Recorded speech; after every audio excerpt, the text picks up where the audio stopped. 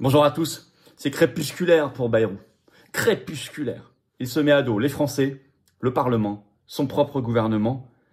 Et vous allez voir que on avait analysé ça au fur et à mesure dans des vidéos ces dernières semaines, il est au bord du point d'effondrement. Il faut encore pousser un petit peu et ça tombe. C'est un gros problème pour Macron. Parce que s'il doit retrouver un Premier ministre, un gouvernement, il sera embourbé des semaines, voire des mois dans les affaires intérieures. Il ne pourra plus faire le malin sur la guerre. D'où la nécessité absolue, par exemple, de voter le plus vite possible une motion de censure. Pour réembourber, pour se débarrasser de Bayrou et réembourber Macron là-dedans. Et Macron le sait, Macron déraille, et Macron panique. Et vous le voyez notamment s'agiter, faire n'importe quoi, faire de grosses fautes, erreurs du point de vue international. On va y revenir, ce qui est un signe pour moi évident. Et cette précipitation, cette émission bizarre prévue pour le 13 mai au soir sur TF1, d'un coup, qui sort du chapeau, s'explique comme ça. Nous allons voir tout cela dans cette vidéo. Et je le dis, il faut pousser un petit peu et ça tombe tout ça. Bayrou, Macron.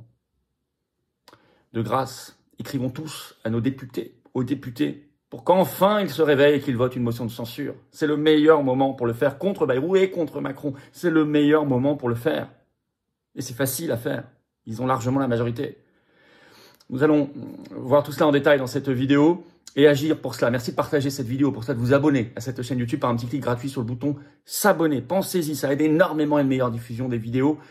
Je n'ai pas oublié l'événement exceptionnel qu'on fera pour célébrer les 600 000 abonnés, mais on a déjà dépassé assez largement. En attendant qu'on programme tout cela, abonnez-vous à la chaîne, un petit clic gratuit, ça aidera à ce que ces vidéos touchent plus de monde. Merci d'avance. Vous avez noté notre très grand rendez-vous le jeudi 29 mai à 18 h devant le Sénat, 20 rue de Tournon à Paris. Les 20 ans pile, jour pour jour, du dernier référendum en France où on avait dit non magistralement à la Constitution européenne. Et donc c'est un rassemblement pour cela. On va lire par ailleurs la liste des traîtres, des parlementaires qui ont voté contre le peuple.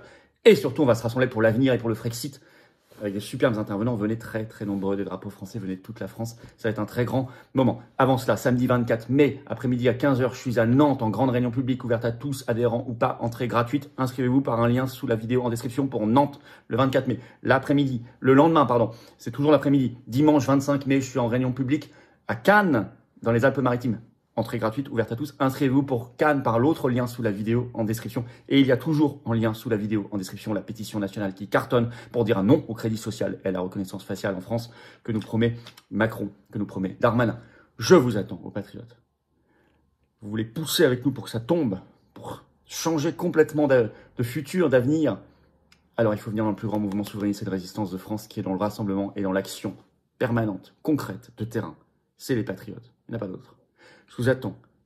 Peut-être que vous réfléchissez. Je crois que c'est le moment de venir et d'accélérer les choses parce que l'oligarchie, elle, ne met pas trop de temps à réfléchir. Elle nous attaque. Donc il faut qu'on soit là. Très fort. Ensemble on gagne. Ensemble on gagne. Seul on peut pas. Ensemble on gagne. Et puis si vous êtes adhérent ou réadhérent, vous pouvez être mis en relation avec des gens qui pensent comme vous. Prêtez-vous. Il y a plein d'avantages. Vous pouvez être donateur aussi à un mouvement indépendant qui n'a pas de financement public. Pas un centime. Pensez-y. Adhérer ou réadhérer dès maintenant aux Patriotes, c'est le premier lien sous la vidéo en description. Faire un don au mouvement, c'est le deuxième lien sous la vidéo en description. Les liens sont également sur les-patriotes.fr, notre site. Et en plus, ça fait baisser vos impôts puisque tout ça est défiscalisé aux 2/3 de ce que vous mettez de vos impôts. Faites-vous plaisir, baissez vos impôts plutôt que de donner ça au fisc et en même temps aider l'action d'un mouvement indépendant qui fait beaucoup de choses. Bravo aux donateurs, aux réadhérents. Bienvenue du fond du cœur. Nouveaux adhérents patriotes. On y va. Bayrou s'effondre, Macron fait n'importe quoi, déraille. Alors Bayrou, il s'est mis à dos d'abord l'Assemblée nationale. Le Monde fait tout un papier ce 7 mai, le titre « François Bayrou et l'Assemblée nationale au bord de la rupture ». On ne peut pas faire plus clair. Je vais lire le début, vous allez tout comprendre. Comme un symbole, écrit Le Monde, François Bayrou n'était pas présent à l'Assemblée nationale le 6 mai après-midi pour la séance de questions au gouvernement. Retenu au Sénat pour discuter de la souveraineté énergétique, le Premier ministre n'a pas pu défendre face aux députés sa proposition de soumettre aux Français un référendum sur le budget. Mais depuis le palais du Luxembourg, donc le Sénat, le chef du gouvernement a dû avoir les oreilles qui sifflaient, tant la majorité des députés ne se sont pas gênés pour dire tout le mal qu'ils pensaient d'une initiative vue comme un moyen de contourner l'Assemblée. Il est ultra critiqué, c'est même au vitriol. Je lis un autre extrait. Au-delà du calendrier, dans l'hémicycle, François Bayrou peine à convaincre. au sein des oppositions, notamment à gauche, où l'on interroge toujours sa légitimité sans majorité, mais aussi au sein du bloc central, qui est censé être sa majorité, entre guillemets. Nombreux sont ceux qui jugent ces réponses peu élaborées lors des séances de questions au gouvernement, notamment sur l'affaire de Betaram. L'absence de cap clair, de pilotage pose problème. On est nombreux à le pointer du doigt, regrette un député issu de la droite. Cible de toutes les critiques, la co-construction présumée du budget 2026 avec les groupes parlementaires défendus par Bayrou, mais très limitée selon les élus. Michel Barnier avait une volonté de coordonner le bloc majoritaire, de trouver un chemin parlementaire, notamment avec le Sénat. Là, il n'y a rien avec François Bayrou. C'est avant tout une aventure personnelle qui se déroule à Matignon, très mal organisée, très mal coordonnée. Analyse le constitutionnaliste Benjamin Morel. Bon, il en prend pour son grade, au vitriol. Donc là, alors écoutez, si vraiment les députés vous en êtes là avec Bayrou, qu'est-ce qui vous retient de voter une motion de censure? Aujourd'hui, les députés PS et RN ne veulent pas la voter, ils sont fous. Qu'est-ce qui vous prend? Votez là. Alors, il est aussi en rupture avec le gouvernement, son propre gouvernement. Il fallait le faire. Paris Match, grande enquête ce 7 mai. Le titre, le gouvernement Bayrou en roue libre. En roue libre. Je cite, alors que les difficultés s'amoncellent, chacun semble jouer sa partition. À tel point que ces ministres n'en fichent plus une. Je vais vous lire une anecdote donnée par Paris Match, qui est d'ailleurs gravissime. Hein. Vous allez comprendre. Mercredi 30 avril, les terrasses ensoleillées de la place Saint-Sulpice, dans le 6e arrondissement de Paris, invitaient à la flânerie. À quoi bon, dès lors, s'infliger une énième séance d'actualité au Sénat, située à une centaine de mètres à peine? D'autant plus dans la période politique actuelle où plus rien ou presque ne se passe. Tel est le raisonnement d'un important ministre du gouvernement qui a préféré l'atmosphère feutrée de la boutique d'Agnès B, à l'angle de la rue, à celle du Palais du Luxembourg. Une attitude désinvolte et un brin provocatrice qu'il est loin d'être le seul à adopter. Donc ce ministre, au lieu d'être au boulot au Sénat, il était en train de faire du shopping, à quelques centaines de mètres de là, chez Agnès B, une boutique, bon voilà. Alors, ils écrivent « La liberté d'action accordée à certains ministres est en train de se retourner contre le premier d'entre eux, c'est-à-dire Bayrou. » Voilà où on est, le gouvernement Bayrou. Rupture avec les Français. 3. Huffington Post ce 6 mai, je cite, « François Bayrou englué dans l'impopularité. » Je cite toujours, le Premier ministre le plus impopulaire jamais mesuré. Selon le dernier sondage YouGov, il a 15% de popularité. Il bat tous les records, il a transpercé le plancher. Et puis, alors arrive Betaram. Alors pourquoi arrive Betaram? Parce que ce 14 mai, c'est très bientôt. Je crois que c'est mercredi prochain. Il est auditionné en commission d'enquête à l'Assemblée nationale sous serment dans l'affaire Betaram. On a déjà beaucoup parlé de ses mensonges, sa fille qu'il avait balancée, etc. Je vais vous lire un extrait de Politico le 6 mai sur ça. Au gouvernement, on guette le rendez-vous de la semaine prochaine comme un possible tournant dans le bail du Palois, le Palois c'est Bayrou, à Matignon, entaché d'une impopularité record. Le scandale des violences commises au sein de l'établissement béarnais que Bayrou est accusé d'avoir ignoré sciemment a joué dans ce désamour. Bien sûr, estimé en début de semaine Frédéric Dabi au téléphone avec votre serviteur. Le serviteur, c'est le journaliste. Le directeur général de l'IFOP nous résumait lapidairement le sentiment des Français sondés. Il a menti. Oh, alors, il y a une ambiance totale de crépuscule pour lui. Il y a un grand papier dans Le Monde ce 10 mai. Je vais vous citer un extrait quand on accumule tout ça. Après 5 mois éprouvants dans l'enfer de Matignon, Bayrou cherche une sortie par le haut. Donc il parle déjà de sa sortie. Personnellement atteint par l'affaire de Betaram, du nom de cet établissement catholique béarnais au centre d'un scandale de violence physique et sexuelle, sur laquelle il doit être auditionné le 14 mai à l'Assemblée. Déçu par le résultat de la revue des missions de l'État qui devait permettre de réaliser 40 milliards d'euros d'économies, fragilisé par son impopularité, il est aussi à la peine pour maintenir son autorité sur l'équipe gouvernementale. Après avoir laissé une liberté d'expression totale à ses ministres, le Béarnais tente désormais de conjurer la cacophonie qui s'est installée au sein de l'exécutif. Bon, dans ce contexte où il ne tient plus qu'à un fil, Macron s'agite pour essayer de ne pas être englué dans la politique intérieure, cette curieuse émission sur TF1, et puis au niveau international, il fait absolument n'importe quoi, quitte à s'attirer de grosses critiques. L'agitation, c'est soudainement cette émission mise à son programme. Première partie de soirée sur TF1, le 13 mai prochain, mardi, les défis de la France, ça s'appelle, émission spéciale. Ou alors on apprend qu'il sera face à Robert Ménard, face à différentes figures, dont aucun n'est vraiment un opposant. Hein. J'ai partagé le casting donné par TF1 sur mon compte XF-Philippot, vous irez voir. Tout ça est guignolesque. où il paraît qu'il va annoncer un QCM de référendum éventuellement pour la rentrée, des cases à cocher. Ça sent complètement l'impréparation. Il y aurait Thibaut InShape aussi face à lui, etc. Bon, on est vraiment dans un truc juste pour occuper l'espace, pour pas se laisser engloutir par la crise politique. Et il le fait encore plus au niveau international. Alors, au moment où je parle, il est arrivé avec Starmer et Merz dans un train à partir de la Pologne vers Kiev. Ils ont mis des photos hallucinantes, une sorte de soirée pyjama dans le train, hilar tous les trois en train d'aller vers un sommet de guerre sous le patronage de Zelensky en Ukraine.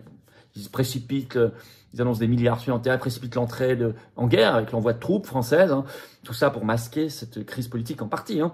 Et puis, la catastrophe, c'est ce qui s'est passé, toutes les réceptions qu'il a eues le 7 mai dernier à l'Élysée. Le matin, on en avait parlé, le nouveau chancelier allemand Merz.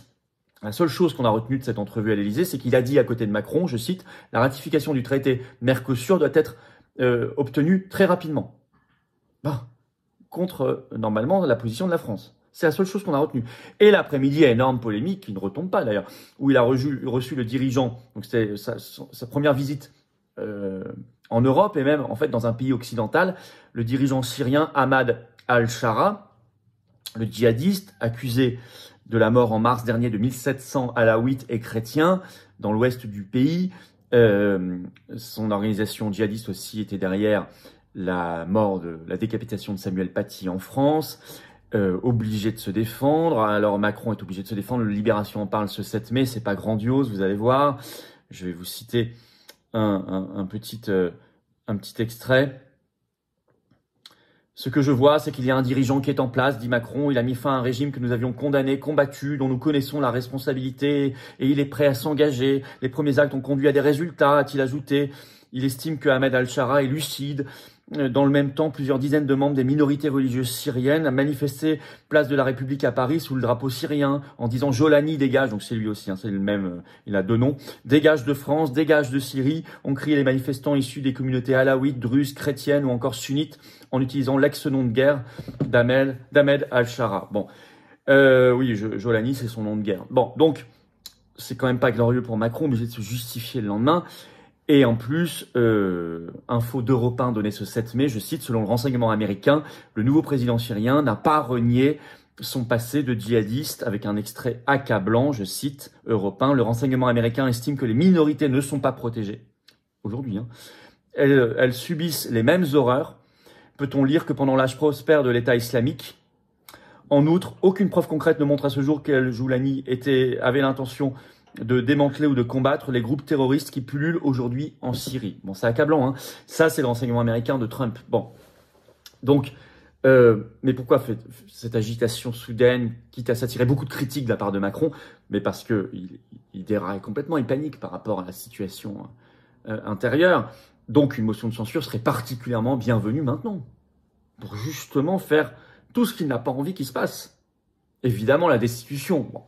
Et ça, article 68 de la Constitution, on en a parlé encore dans notre direct ce vendredi 9 mai soir, mais on en parle depuis longtemps. Ça, on a compris qu'ils ne voulaient pas le faire, les parlementaires. Bon. Mais la motion de censure, ils l'ont fait en décembre dernier contre Barnier, pourquoi pas le faire, surtout là, et ce serait très très malin de le faire, très stratégique. Il faudrait débloquer cette situation par une crise politique majeure. Et cette motion de censure pourrait entraîner cette crise politique majeure, mais salutaire, nécessaire, indispensable. Une crise n'est pas forcément négative. Elle peut être très positive. Une série d'opportunités qui s'ouvrent. Donc, écoutez, écrivez à vos députés, allez les voir dans leur permanence, partagez cette vidéo, envoyez-leur, mettez-la sur vos réseaux sociaux, abonnez-vous à cette chaîne par un petit clic gratuit sur s'abonner pour qu'elle se diffuse mieux. L'algorithme de YouTube fonctionnera mieux si vous êtes abonné à la chaîne plutôt que pas, vraiment, ça touchera plus de monde. Voilà, c'est important, un petit clic gratuit sur le bouton s'abonner. Vraiment, il faut que ça bouge. Les patriotes ne les lâcheront pas. On les aura. On ne lâchera pas le morceau. On ne lâchera pas l'affaire. Surtout qu'on a manifestement bien décrypté la chose. Merci donc de faire tout cela. Notez bien que le samedi 24 mai après-midi, je suis en réunion publique à Nantes. Lien d'inscription pour Nantes sous la vidéo en description. Maintenant, ne tardez plus. Et le lendemain, dimanche 25 mai, à Cannes, par un lien d'inscription sous la vidéo en description. Toutes les réunions publiques ont entrée gratuite, bien sûr, ouverte à tous. Par ailleurs, le jeudi 29 mai à 18 h, rendez-vous devant le Sénat pour les 20 ans du non à la Constitution européenne, rassemblement pour le Frexit. Rendez-vous à 18 h devant le Sénat, au niveau du 20 rue de Tournon à Paris. Venez très nombreux. 29 mai. Je vous attends, aux patriotes. Je vous attends, aux patriotes. C'est maintenant qu'on se bouge. Les patriotes prennent leurs responsabilités. On lâchera pas le morceau, mais je peux le faire qu'avec vous. Divisés, seuls, on ne fait rien. Ni vous, ni moi. Ensemble, on gagne. Surtout en 2025, qui est une année qui bouge les lignes. C'est le moment de bouger. Je vous attends aux patriotes, vous pouvez adhérer ou réadhérer au plus grand mouvement souverainiste qui est dans l'action. Dès maintenant, par le premier lien sous la vidéo en description, ce lien est également commenté à une petite fiche sur l'écran maintenant et dans quelques secondes un lien sur l'écran. Vous pouvez faire un don au mouvement par le deuxième lien sous la vidéo en description. Ça permet aussi de financer nos actions. Nous sommes un mouvement qui n'a pas un centime de subvention publique ni d'aide des banques. On a le système sur le dos, mais pas d'aide du tout financière. Tout ce qu'on peut faire, c'est grâce aux adhésions, réadhésions et dons, c'est tout. Par ailleurs, tout ça, en plus, ça fait baisser vos impôts, c'est défiscalisé aux 2 tiers. Profitez-en, faites pas ce cadeau à Macron. Énorme bravo aux donateurs et aux réadhérents, bienvenue. Aux nouveaux adhérents patriotes. Vive la France.